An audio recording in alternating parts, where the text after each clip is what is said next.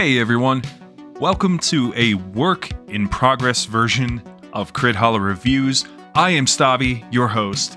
Just a bit of housekeeping before we fly into the review. I, along with my good friends Mike and Dan, run a tabletop gaming podcast called Crithalla, where three generations of us game masters discuss a variety of informative tabletop topics from the perspectives of both GMs and players. So come check us out on your preferred podcast streaming platform. Be sure to also join our community across all the socials. Links are going to be in the description. Lastly, I had to do a voiceover recording of the video because there was construction going on in my apartment complex at the time of this recording, and it kind of pissed off my dog. She hated it. So now we're doing it this way. So with that out of the way, I'm excited to finally get this video out, as it has been a few months in the making, mostly due to time constraints with work and other life events, but finally, we are taking a look at the second Dynasty custom Scout Type-S printed by Adent Game Sales, along with a few other prints from both second Dynasty as well as LV427 Designs. A few things about Andrew and AGS, Adent Game Sales, and why we are doing reviews of his work specifically. Andrew has agreed to work with us here at Crithalla in partnership, but I have to say a disclaimer that our opinions and our words are our own. We have not been paid to do this review, and aside from the ship, all that you're going to see in this video has been graciously provided to us by AGS for review. And if you want to get a print done yourself from his Etsy shop, use the coupon code CRITHALLA in all caps at the time of this video and get 5% off of your entire order. Speaking of the ship, Andrew at AGS worked with me for a few months to get the exact product that I was looking for to use on the table as a game master. I was running Traveler at the time, but I suppose this ship could really work with anything. Legion, not really an RPG, but still, Starfinder, what have you. One of the unique things about working with Adent Game Sales in this regard is that he's willing to chop, cut, and skew the files to really fit what your ideal look is for that build. For example, the Scout, as you will see in a bit, has a snub nose and as opposed to the traditional pointed nose that the STL it comes with. He's also replaced the turret on the top of the hull of the ship to one that made more sense for my campaign. And it's not just the modular parts that he edited either. The interior of the ship has been changed around slightly, and if you check out his Facebook page, you will see far more examples of the in-depth editing that he does to the files in partnership with the buyer. One person actually got a custom logo and custom words put on their ship to really make it unique for them, and I thought that was really cool of him to do that. But as you can see, none of the parts of the ship or any of the other 3D printed items have been primed or painted by me, but I do fully intend to do so at some point. The reason why I held off printing or painting is so that way you can clearly see the care and accuracy of AGS's prints. And I will say that they gradually do get better with the later prints. And I can say with confidence that Andrew has really got his settings on lock now. There are a few messy bits in some of the more oddly shaped pieces of the ship, but honestly they're minor and not even noticeable at the table. So I wanted to showcase how carefully AGS cleans up the prints before shipping as well. What you are seeing and will see with the other prints is exactly how they arrived in the mail. Very little cleanup was needed, if at all, which to me is kind of huge. Additionally, in regards to the ship, Andrew did an excellent job at pre-assembly. Most of the larger and more difficult pieces to assemble were already fitted and glued into place, providing a considerably more rigid structure when it was shipped to me. The nose of the ship, the cockpit in particular, was not assembled to the rest of the hull. and that was a consensual design due to the cockpit itself being so like detailed and tucked away. It would have made it nearly impossible to paint. There's all these screens and dials and keyboards and the chairs and everything like that. So we agreed to keep it separate, and then I was gonna assemble it permanently together later. You may have seen that when filming these clips, I tended to look at the rear of the ship a bunch of times, and the reason for that is because of how good it looks in person. There's even cutaway holes in the engine drives for like LED hookups and stuff, and even little speakers, which I plan on doing at some point also, just to like really fit into the whole immersion thing. But for the most part, the ship has yet to be primed, painted, and fully assembled. But once it is, I will absolutely do a follow-up post about it. But for now, take a look at the overall quality of the prints by AGS as we move forward. Right here, you can see that I've begun disassembling the ship, just taking off the bigger layers so that way you can see more inside of the layout of the ship. And I suppose I should probably talk about the ship a little bit itself, because I mean, it's kind of the whole point of the review, or at least I'd say it's about 25% of the review. The other 75% is the actual quality of the print itself, or maybe flipped, who knows. But anyway, the ship itself is created by Second Dynasty. They have their own website. They have a lot of really cool stuff there. They have licensed things for travelers specifically, which is how we got this ship. They also have a massive free trader Beowulf ship, which I was really tempted to get, but I decided to go with the Scout itself. Now, the Scout is scaled for 28 millimeters. It's based off of the design from Classic Traveler. I want to say it was Mega Traveler specifically where they got the inspiration for the floor plan and the design of the ship. The ship itself, okay, is about 25 inches in length. I think it's 25.3 inches long. It's about 17 inches wide from wingtip to wingtip. It stands about 8 inches tall. No, it's like 7.5 inches tall, something like that.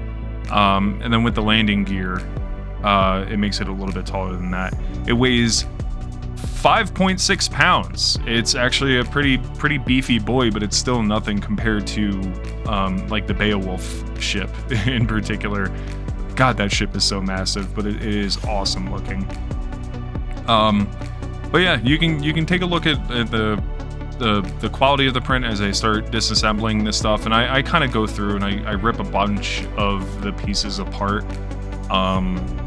You'll notice that the walls on the inside tend to move around, the beds tend to move around, the kitchen setting tends to move around, because I haven't primed it, I haven't painted it, and I haven't glued any of the stuff in place, so it kind of gets jostled around a lot, which for now is fine. It won't be an issue once it's like fully glued and assembled. But yeah, you can take a look at the jump drives that we looked at on the upper deck. I believe it was the jump drives. It could be I forget the name of the drives now. It's been a while since I've actually ran a game. But I know there's the jump drives, and then there's the maneuver drives. That's what it is. So J drives and M drives. J drive was on the top, and then the two maneuver drives are on the bottom, I believe, in the main like engineering bay, if you will, where the landing gear is. You can also see that at the side of the ships, all of those X patterned squares that are kind of like built into the hull of the ship. That's all the fuel and the fuel lines, which I think is really cool. The ship also has a fuel scoop, which kind of makes sense for these aerodynamic, I think they're called streamlined ship designs in Traveler. Most of them tend to have fuel scoops. If you've ever played Elite Dangerous, you probably know what that is. Only in Elite Dangerous, you're flying around a sun to gather fuel, whereas in Traveler, you fly through the various layers of gas giants. And they usually have some kind of like refinery built into the ship, or where it'll convert the fuel into actually like clean, usable fuel. But yeah, I love this ship. I've used it a couple times already. My players, so my girlfriend in particular likes to call it my dollhouse, because of how big it is, and we have miniatures and stuff when we use this ship, and I have this drop mat that you can see on the ground or on the table there, and it's. I remember when I first put it out on the table, my players, when they came over and we were starting Traveler, they sat down and I had it covered with like a cloth sort of tarp, and then I pulled it back and they were all like, whoa, like it was such a cool reveal to have something like this on the table. Yeah, I really enjoyed that moment of like pride as a game master when they saw something as cool as that on the table. And right here you can see that I am continuing to rip apart, I believe those are the J drives or the M drives, the drive 1 and drive 2, with like a mini to show the scale of it. There's a lot of room for miniatures to kind of move around. It is a 1-inch grid, or 28 millimeter, for 28 millimeter minis. And as long as your minis aren't like too like expanded away from the footprint of their base, they should be able to maneuver around pretty easily in the relatively tight hallways. And it's not a perfect fit in the cockpits, as you can see, but like it does the job. Like in fact, these Legion minis might even, the base of them might even be a little too big for that too. But you'll see that there's this room here is kind of like a docking bay with he even printed out a small air raft vehicle, I believe they're called in Traveler. He threw this in for free for me, and as you can see, like the layer lines on this one, this was one of the earlier prints that he did. Are it's a bit messy at first, but it does the job. And honestly, if I go in there with like a small like Warhammer miniature file that I use to do like mold lines, it's not a problem. This was a leftover dwarf, a pewter dwarf from a previous campaign that we did where they kidnapped somebody and threw him in the cargo bay. But speaking of which, down there, that's the cargo bay. It has all the locking joints and stuff like that for boxes, and all of the little sphincter sort of airlock doors can open, and players can access them. They could leave them open. They can take them away. There's a ladder that connects all of the different layers together, which is pretty cool. Like the overall design of the ship, and here you can see where I was trying to open the door before. I was like poking at it, it wouldn't open. But this is how players would access the ship. If you've ever seen like Firefly, it has like that drop ramp that comes down in the back. But yeah, those holes there, you can fit LEDs. There's cutouts for wiring, so that way you can put speakers and stuff, and it can make it seem and look and feel really cool. And yeah, I'm just kind of removing all of the parts, and again, none of this stuff is really glued together. It's all just kind of haphazardly stuck together in like these fitted joints and stuff for the time being.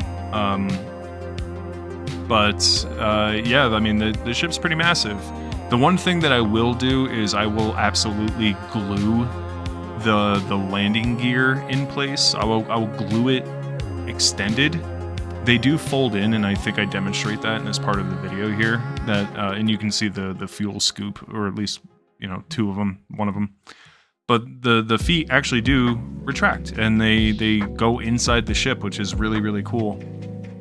But I will absolutely be gluing them in the extended position, just so that way I don't have to ever really deal with the way that the feet lock into position. You kind of push it in, you saw, and it was quick, but you push it in and it kind of like locks. Like there's like a joint that kind of locks it. There's two rear landing gears. There's one primary landing gear in the front. That one tends to give me the biggest problem out of them. And yeah, I'm just tipping it over. Why not? Dropping all the pieces onto the table. But here you can get a good view of the fuel scoop. I don't actually know what I was doing in this part of the video. I kind of just have it zoomed in. I think I just wanted to flip the ship over so you can see the bottom side. But there's some aerodynamic fins on the bottom there. There's the landing gear in the front. There's the fuel scoops. There's the rear landing gear. Yeah, and you can see as I manipulate it, like kind of how it locks into place. And you'll notice that one of the landing gear doors is missing. And that was from me. That was because when I was setting up the ship, I actually dropped the ship and it popped off. But the beautiful thing about Andrew's prints, AGS's prints, is that he uses high quality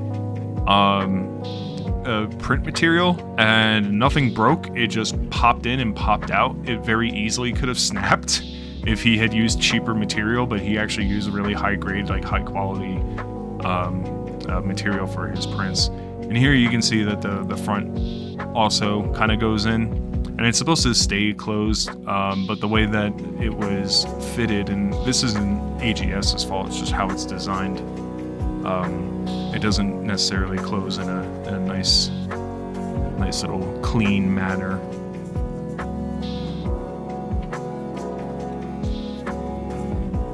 But yeah, I would totally recommend taking a look at Andrew's shop.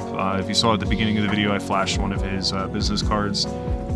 Feel free to go back and pause it. You can actually scan the QR code off of the screen and it'll bring you to his Etsy shop. I think as of right now, he's only doing scenery stuff with sci-fi. I believe he also just started getting into fantasy terrain as well. So if you need something for pretty much any genre, he's kind of got you. I don't want to speak on his behalf, but I mean, if you do Warhammer, Legion, Cyberpunk Cyberpunk Red, or Traveler, Starfinder, what have you. I'm sure that he can get or already has the STL files for whatever it is that you're trying to print out. And at this point, I'm just sliding the doors back into place. The fit on these is really, really good. I really can't wait to prime and print all this stuff just so that way I don't have to mess with any of this anymore. I currently have my ship kind of put out on the side because me and my group have decided to move over to 5th edition again. You'll see that there's a gap between the nose and the body, and that's what I was talking about before. It's only pinned in place with a metal rod. And there's his card. I tried to get a better look at it. In fact, you could probably pause it here and scan that QR code, and it should direct you to his Etsy shop. But that's another one of his ships that he has printed out. I don't think that's Traveler. I think that's just another Second Dynasty ship that Second Dynasty offers. I think it's called a Chimera. Believe it's a Chimera ? I don't actually remember. But yeah, everything, like the hull is all pretty much press fitted, and yeah, you can see I point out the that gap there again. And it's nothing with him with Andrew's prints. I literally just did not put it together correctly yet. There is sort of like a square hole that is cut on the spine, if you will, the bottom spine of the ship, that allows you to get like a wooden or a metal dowel. And that's what I did. I actually went to my local hobby store and I got a metal dowel, and I kind of wedged it in there, measured it, cut it, and then once it's primed and painted, I'm just gonna super glue it all together. But that's pretty much the ship. Now, from the ship, we're gonna be taking a look at another, I want to say this is Second Dynasty as well, but I could be wrong. But this is the, I broke it. That was me. I just wanted to point that out in case anybody took a look at it and was like, oh, the piece is broken. No, that was me from moving into my apartment. I was stupid. But this was the second thing that he sent me, and it's kind of like a house from Tatooine. One of the Star Wars homes. Something like this would absolutely be perfect for Legion. In fact, there is an entire set of these types of buildings where you can have you know, like a cantina and stuff like that, and it's basically Tatooine. It's 100% Tatooine. But he sent me this over too, just so that way I can showcase this. And again, the quality of the print is outstanding, and in fact, it only got better. And here's a little shot of my stormtroopers with their Hoth bases on Tatooine. Hell has frozen over in Tatooine, and you know, there they go. Even Vader decided to show up. Don't comment on my painting skills. At least the speeder bike is primed. I haven't had a chance to paint it yet.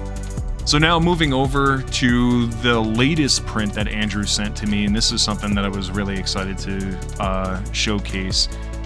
This is the LV427 Designs modular space station base thing. The seats are not glued together. As you can see, they sit on these little pegs. But I told him that I was still playing Traveler, and I am. I mean, my group and I are kind of bouncing back and forth because I have like tabletop ADD and I just can't stick to a single tabletop RPG. But this is kind of like a cyberpunk-y kind of bar.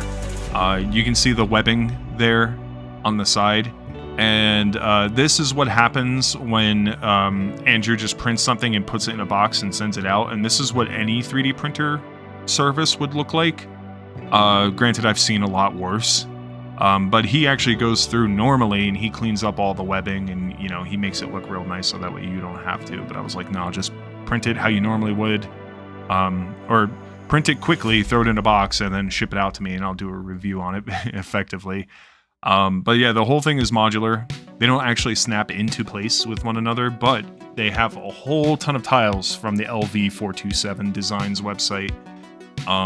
They have like hives, if you're thinking like Tyranids or like Ridley Scott's Alien.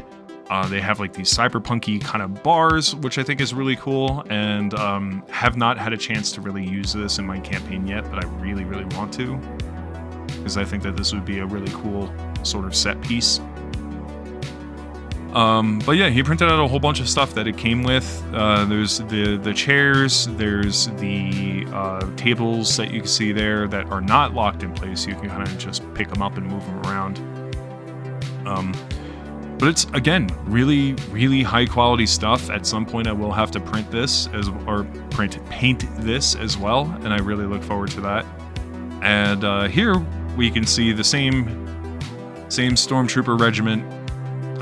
Instead of assaulting Tatooine, now they're assaulting this bar.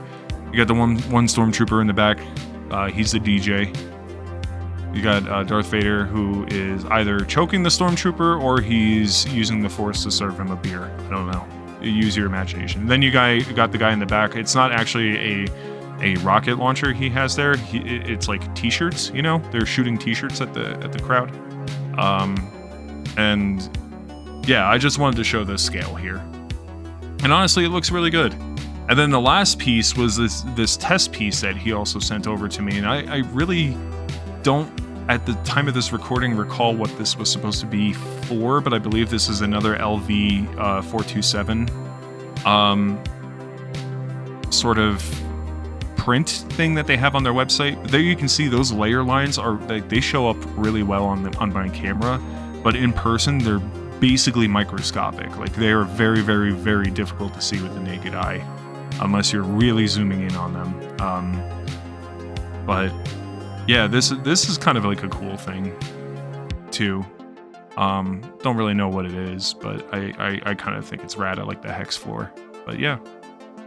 So with that said, be sure to check out Andrew's Etsy shop over at Adent Game Sales. I'm going to go ahead and put the thing back up, his business card back up on the screen, so that way you guys can take a look at it. And again, make sure you use the code Crithalla at checkout on his Etsy shop to get 5% off of your order as well. So with that, this has been Crithalla Reviews. Still a work in progress, not exactly a formal way of doing this sort of thing, but you know, it works, I think. Anyway, thank you guys so much for checking out the video. Thank you to Andrew and Adent Game Sales for working with us in partnership to make, to bring basically, tabletop into your world. Hopefully we see you guys during the next couple episodes of our podcast, and we'll do plenty of more reviews in the future.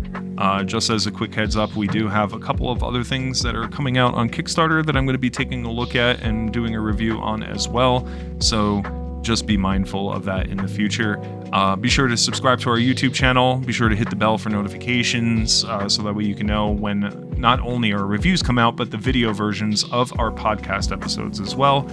And yeah, we have a bunch of social media stuff going on right now that I can't think of, but if you check down kind of in the doobly-doo and below the video, we'll have all the links and stuff. So thank you guys so very much. My name is Stavi, and I will see you next time. Bye-bye.